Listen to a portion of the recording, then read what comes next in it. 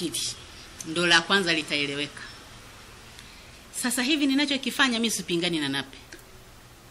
Kwa sababu naamini katika chama chetu hakuna kikao kinachokifuta chenzake. Ndani ya katiba hii kila kikao ni kikao halali. Sisi tulifanya kikao halali wakati halali na wakati muafaka na kutoa adhabu muafaka. Kwa maana hiyo sipingani na Nape. Hakuna kikao kinachofuta chenzake. Anayoyazungumza Nape ni ya Nape. Mimi ninazungumza ya kikao cha halmashauri kuu ya CCM ya mkoa wa Kagera. Hilo limeeleweka. Na kwenda kwa swali la kwanza. Swali la kwanza linasema ni muda gani umechukuliwa kufikia tamko la katibu wa siasa na uenezi.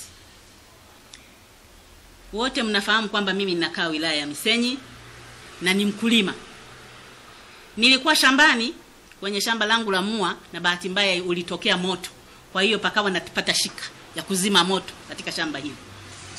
Saa 4 nikapigiwa simu na ninyi wadau wa Bukoba mjini kwamba sikiliza redio Kasibante. Sina redio shambani. Nikapiga nyumbani, jamani watoto fungueni redio Kasibante msikilize, mtanieleza. Wakanieleza kwamba yanatokea matamshi kutoka kwa katibu wa siasa na uenezi wa taifa. Binafsi sikuyasikia. Lakini napenda kukueleza uliloniuliza na mimi ilikuwa ni wasiwasi wangu.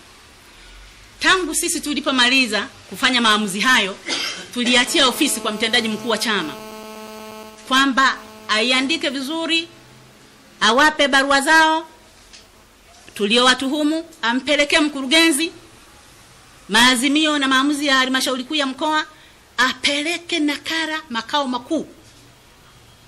Hadi saa hiyo asubuhi nilikuwa sijapata taarifa yoyote aidha kutoka kwa mkurugenzi tuliyempa barua kutuambia chochote la kitaalamu, aidha kwa tuliowatuhumu kwa maana ya rufaa, aidha makao makuu kwa ajili ya ushauri wa vinginevyo.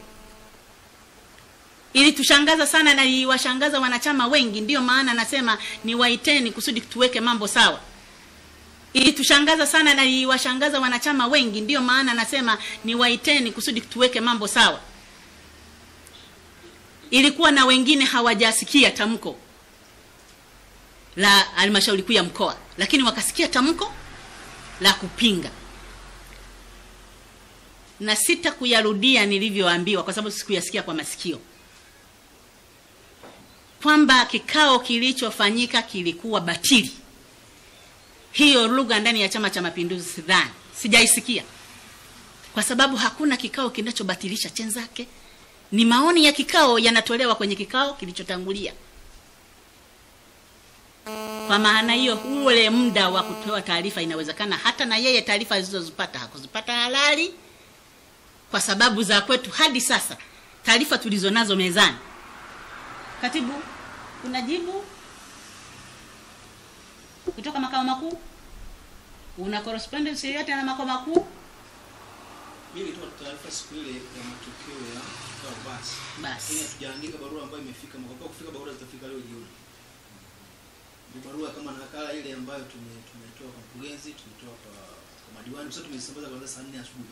Saa 4 asubuhi ndio kwa hiyo. Na kwa utaratibu wa kawaida, habari yoyote iliyotoka kwa maandishi inasita kwa habari yoyote kwa maandishi. Tunategemea kwamba maoni yetu yote yatasita kwa ushauri wa maandishi, na ndio maana nasema maoni yetu, maamuzi ya halmashauri kuu ni halali, yataendelea kuheshimika mpaka hapo hatua zitakazofikiwa tutawaelezeni. Na hatua ambazo zinaweza zikafikiwa ni maafikiano au maamuzi ya rufaa ya walio wajibishwa au ushauri wa kikao chochote cha juu. Lakini kanuni hii halmashauri